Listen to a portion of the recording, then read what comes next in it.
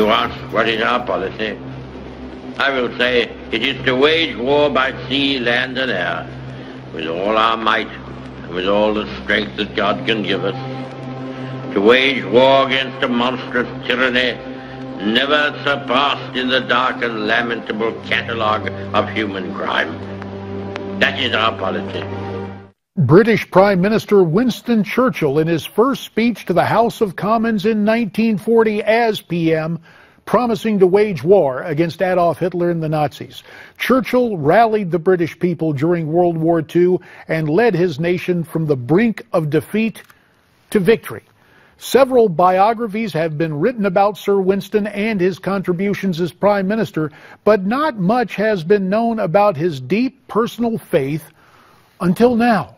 For more, we welcome via Skype from Houston, Texas, Jonathan Sands, Churchill's great-grandson and the co-author of God and Churchill, How the Great Leader's Sense of Divine Destiny Changed His Troubled World and Offers Hope for Ours. Jonathan, thanks for your time. And the first question is, what led you to write this book? Well, thank you very much indeed for having me on today. Basically, I started as a public speaker in 2005, and people kept telling me, you need to have a book. And I didn't want to just throw any book onto the market because I felt that would be an insult to my great-grandfather. And so in 2010, as far away from God as I could possibly be, I just looked up to the sky and I shouted, "Go on, Lord, you tell me what is the one aspect of my great-grandfather's life that has never been written about."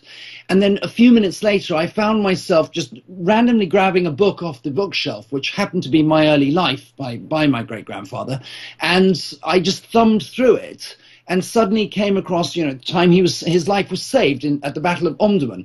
And then again, just randomly turned to another page, and it happened to be his time in South Africa when he escaped from the Boers. And I thought, okay, maybe there's something here, maybe not, I don't know.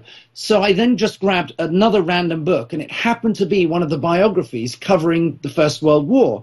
And again, I found a time that Churchill should have lost his life, but didn't. And it was from there that I started to question, maybe there is something more to the story than meets the eye. And it developed really from there. I was struck as I visited your great-grandfather's war rooms there at Whitehall, and they talked about the war cabinet not only living there, but praying as it appeared the Nazis were going to invade, and that land invasion never took place. How prominent was prayer in the PM's life during the war?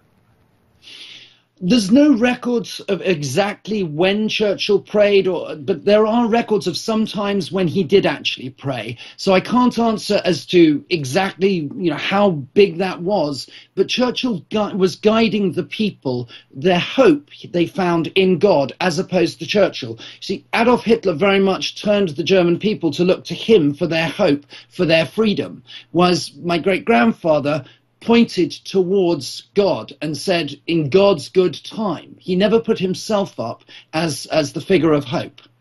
And as you think about this book now, on this side of writing it, what do you hope people take away from your book, God and Churchill?